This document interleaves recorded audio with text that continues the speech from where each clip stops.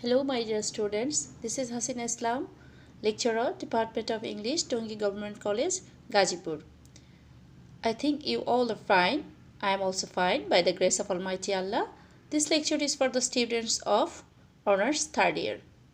In my previous lecture, I have started Robert Browning's Andrea DelSarto from Victorian poetry.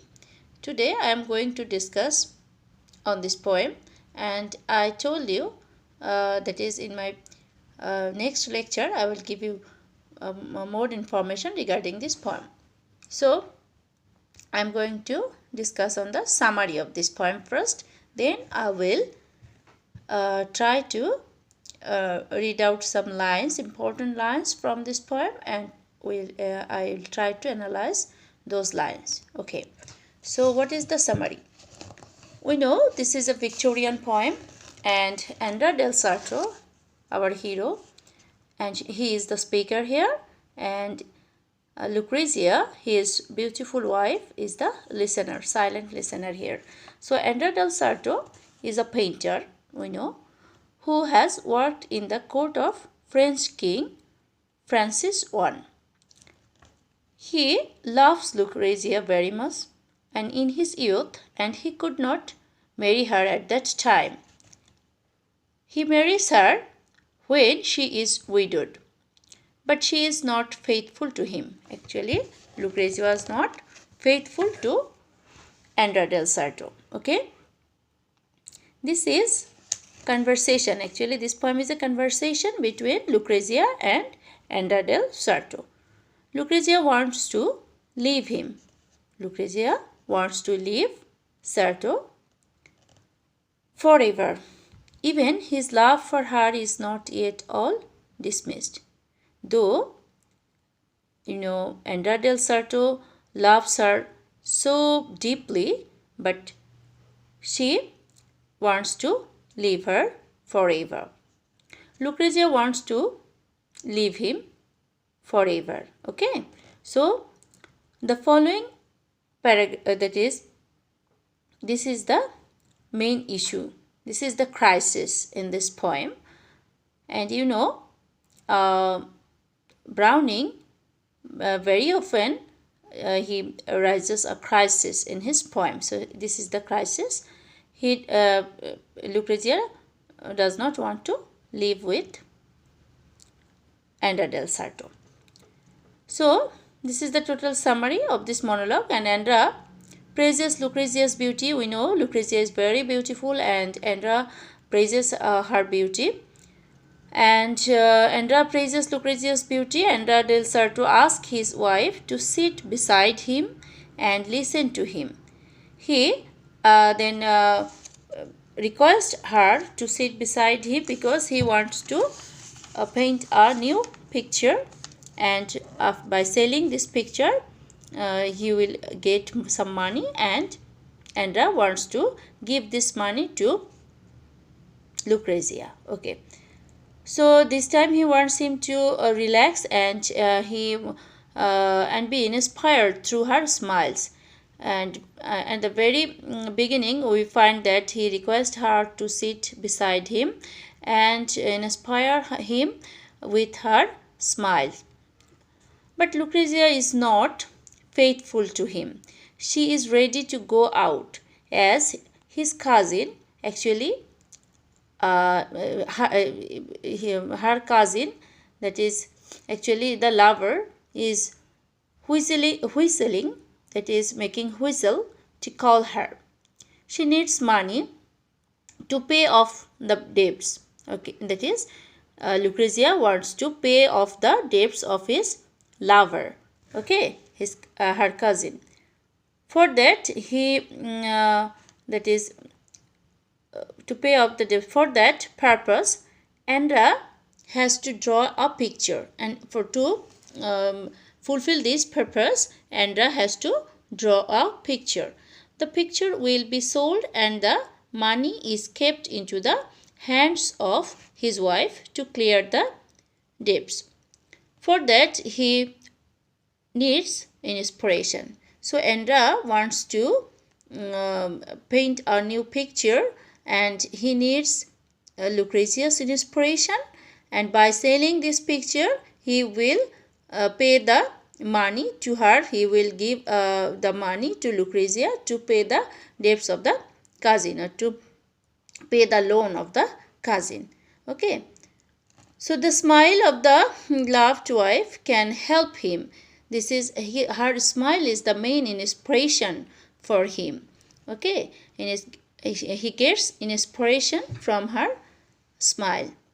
But she is reluctant to smile, as she is between the two. That is, she is, the cousin is waiting outside, and she could not give the smile that Andrea needs. Andrea loves her very profoundly. Even he knows that she is going to part with her. She urges to stay with him some more time. Andrea urges her to spend more time, though Andrea knows that she will live forever. Okay, so he begins to admire her beauty. Andrea begins to admire her beauty. He says her ears are so beautiful that pearls hanging from ears can disturb her beauty. That is, her ears are more beautiful than the pearls she wears. Then he loves her voice and her beauty. He says that is, her face is like moon and has been loved by all but does not love any. Her face is like a moon and she is so beautiful. So this brings a smile on the beautiful face of Lucrezia. Okay, so from this poem we come to know that Lucrezia is not faithful to her husband. And in every dramatic monologues, in Robert Browning's monologue, we find a tension. It grows a tension. That is, Andrea loves her profoundly, but Lucrezia is not faithful to her husband. Okay, now I am going to analyze some remarkable lines from this poem. Okay, line number 21. Everyone please take a book and take help from the book. Okay, line number 21. Your soft hand is a omen of itself. That is, Andrea praises her beauty, Lucrezia's beauty, and he says that your soft hand is a omen of itself. And mine, the man's bared breast, she crawls inside. That is, the speaker is deeply endeared by the feeling of his wife's hand. Her hands are so beautiful that he feels that, or he sees it as being a representation of her entire body. Okay, so her beautiful hands are the representation of her whole body. In this way, he praises her. And then another line, line number 21. Go to line number 21. Here, Andrea DelSarto says, my face, my moon, my everyday moon, which everybody looks on and calls his, and I suppose is looked on by in turn. Okay, this is also very nice poem, and these lines are very charming, and I'm going to analyze these lines. Okay, he says here, he continues to lavish praise on his wife.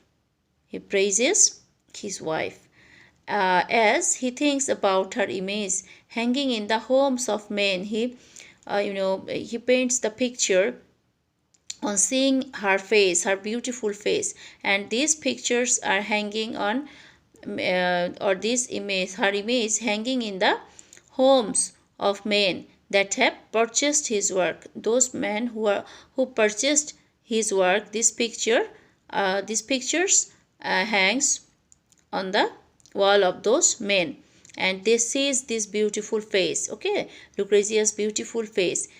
So each of these men look on the painting and consider in theirs they think that this beautiful face belongs to them, but she does not belong to any of them.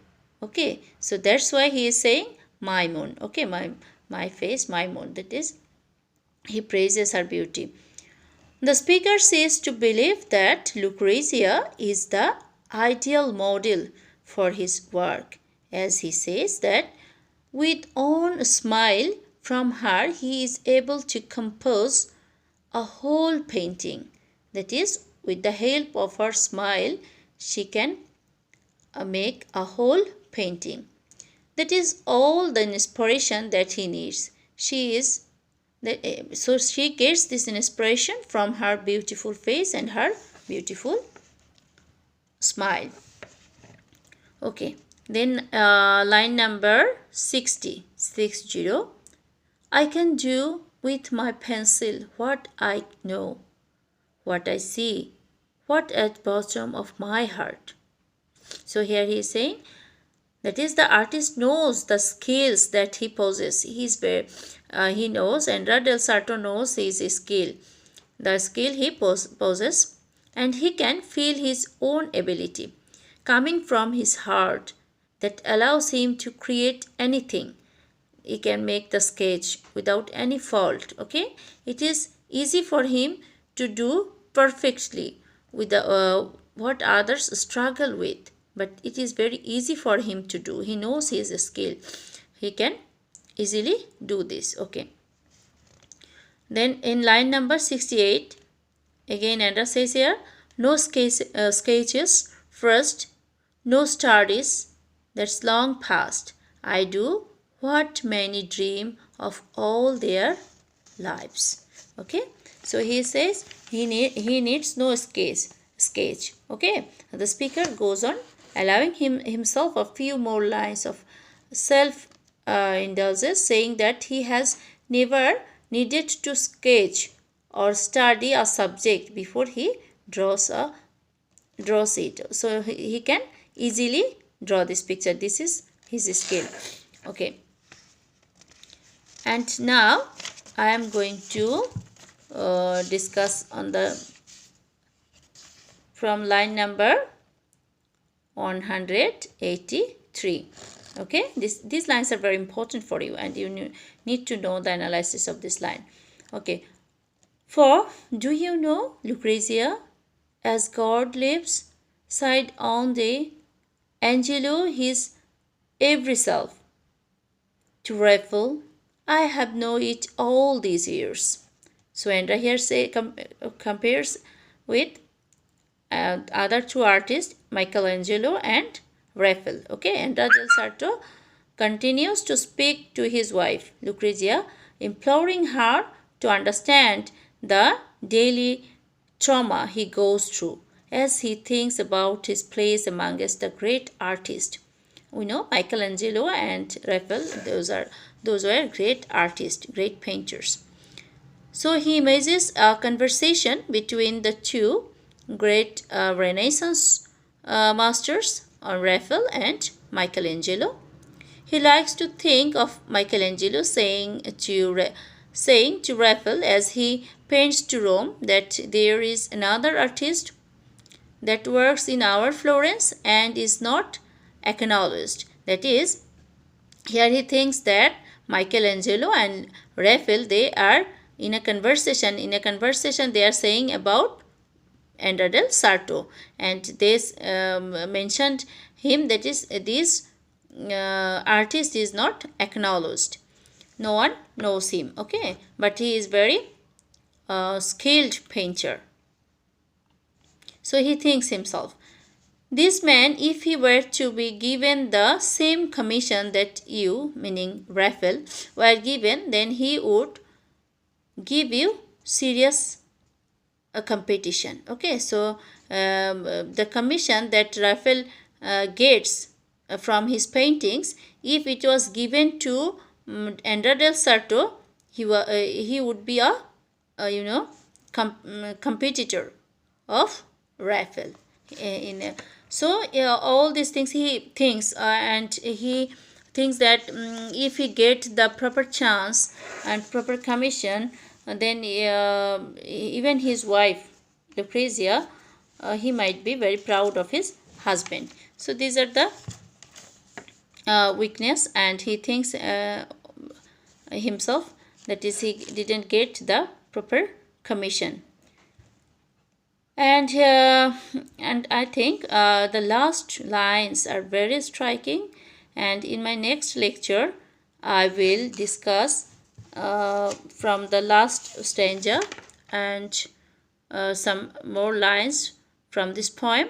And I think this line wise analysis will be helpful for you.